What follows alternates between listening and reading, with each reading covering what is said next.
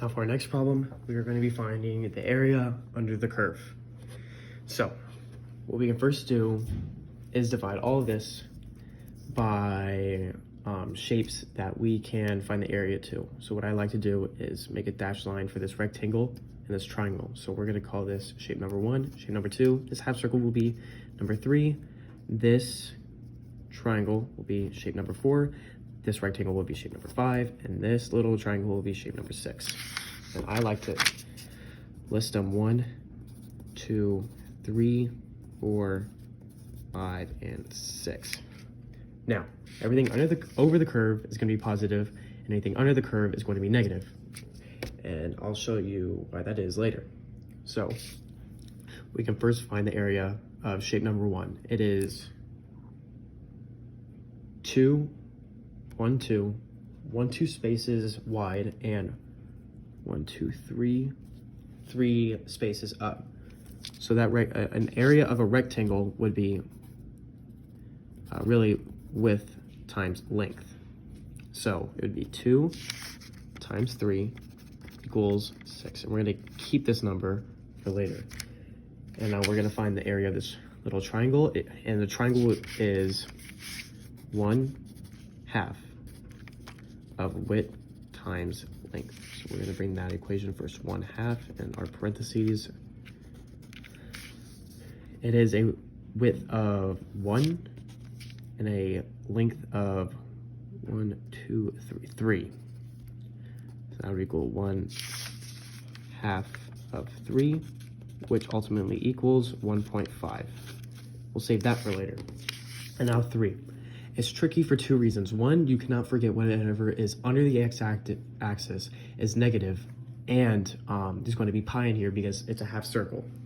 And a circle would be pi r squared, but in this case, it's actually pi r squared over 2. And the reason why is because it's only half a circle. And so all we have to do is find this radius right here. And the radius equals, from the center, over 1, that's 1, and that's 1. So it's a circle, so 1. So this equation would equal r1 squared over 2. And this would all equal pi over 2. And the one thing I'm forgetting right here is the negative sign. And we'll save that for later.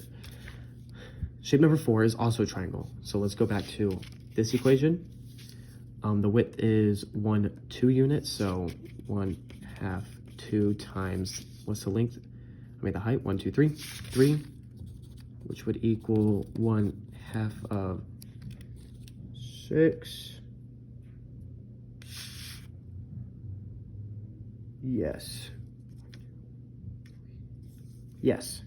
sorry. 6, which would equal 3, right? And then number 5 is just the plain old rectangle. So it would be 1, 2, 3, 3 units. So 3 times 1, 2, 3, 4, 5, 6. 6, and that equals 18.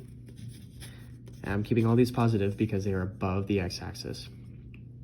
Shape number 6 would be, so 1/2 in parentheses of 1, 2 times 1, which equals 1/2 of 2, which equals 1. Now, all we have to do is take all these numbers and add them together. So let's take this 6 plus 1.5 plus, and let's get the negative for later, plus 3 plus 18 plus 1. This equals 19. This equals 9. This would equal 11.5. 19 plus 11.5 equals 50, carry the 1, 30.5. Now, we have to bring this negative pi over 2 and just put it in there. So this would ultimately equal 30.5